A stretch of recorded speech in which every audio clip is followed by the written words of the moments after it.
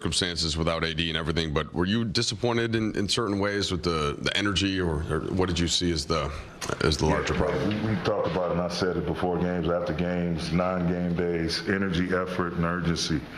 And I thought, coming out of the gates, that kind of was non-existent. I didn't see a lot of that. I saw it on their part. Houston, young team, regardless of what their record is, they came to play, and we felt them. They made us feel them in terms of them attacking the paint, them getting hits, them getting offensive rebounds, giving themselves extra possessions, and we should have been the ones playing with that type of edge, but so goes the NBA. You have your ups and downs, but there is no excuses. Nobody's going to feel sorry for you.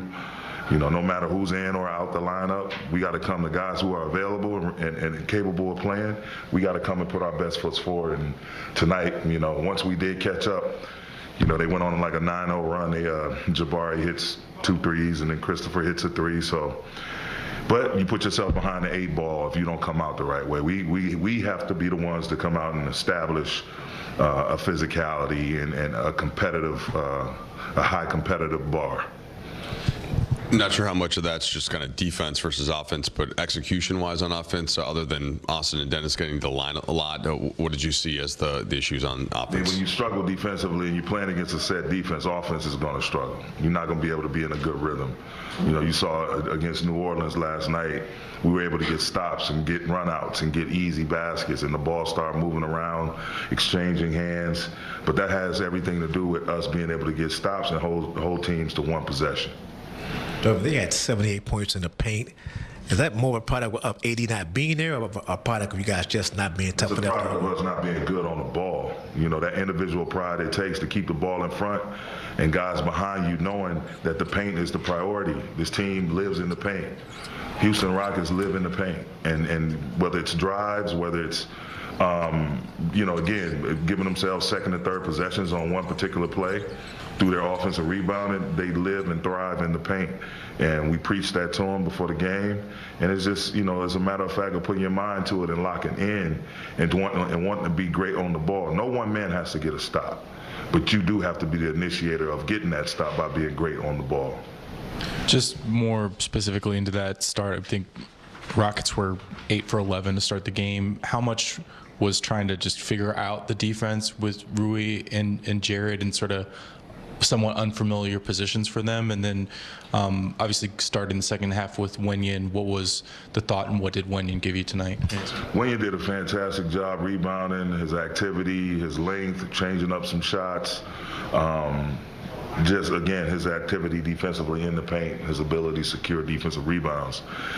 We wanted to go with that and, give Rui a chance to come off the second half and try to make an impact, with the second unit. But, again, you could throw all of that out, rotations, coverages, and sometimes it just comes down to individual performance and guys being locked in once again and understanding the circumstances of being ready to play. And the beautiful thing about, again, where we are is that with games still left to play, we won't have time to feel sorry for ourselves. We got to go back and fill our cups up tomorrow and get ready to take advantage of a 5-game homestand. What did you see as a difference in the 3-point shooting for your team between last night, when you have one of the better nights as a franchise, and tonight? Defense, again, you get stops, you create turnovers, you get deflections, you hold team to 1 possession. Missed shots leads to runouts. Runouts lead to open threes. That's the only difference that you saw between last night and tonight.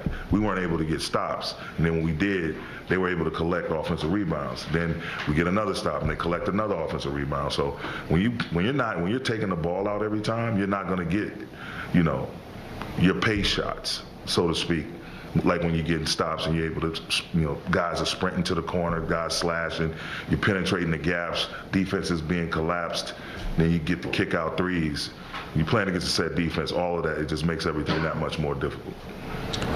Realistically, for the rest of the season, whether you're on the higher end or the lower end of the standings chase, you're going to be playing these stakes of games for the rest of the season. Are you concerned just with sort of how much pressure is on each individual game, how each loss hits? I mean, do you feel any added weight to the games as we get closer to the end of the season?